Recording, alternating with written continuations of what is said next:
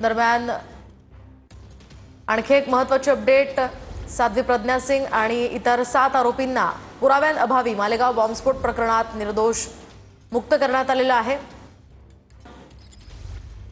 कि इस प्रकार ट्रायल को देरी होना, यह आज हमारे कानून में कहां तो भी खामियां है।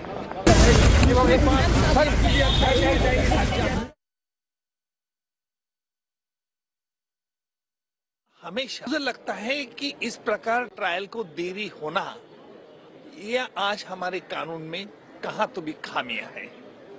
दूसरी बात यह है कि जहां 2 इन्वेस्टिगेटिंग एजेंसीज आती है, वहां हमेशा 2 इन्वेस्टिगेशन का तालमेल नहीं बैठता है और इसीलिए बंबई के कोर्ट ने इस सभी अभियुक्तों को रिहाई की है।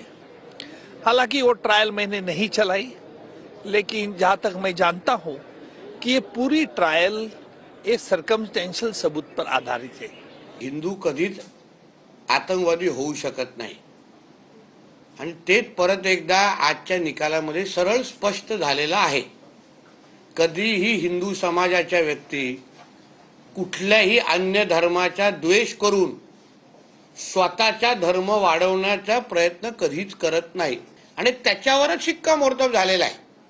म्हणजे ह्याच मालेगावच्याच केसच्या निमित्ताने हिंदू दहशतवाद हा जो काय आमच्या हिंदू समाजाची बदनामी करण्याचा जो प्रयत्न झालेला होता, त्यांचा तोंड काळा झाला असेल।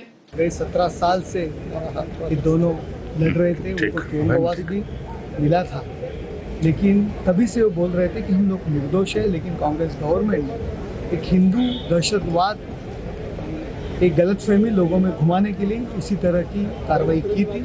आज सामने आ गई। एटीएस ने मिलिट्री ऑफिसरों को भी प्रेशर देके साक्षी लिया था। उन्होंने मिलिट्री ऑफिसर ने भी बहुत बार जाहिर भी किया कि हमें धाक दपटशा देके ये साक्षी किया था, लेकिन आज दूध का दूध पानी का पानी हो गया। मुंबईतील बॉम्बस्फोटाचा निकाल लागल्या सरकारने ताबडतोबीनं सुप्रीम कोर्टामध्ये जाण्याची भूमिका घेतली।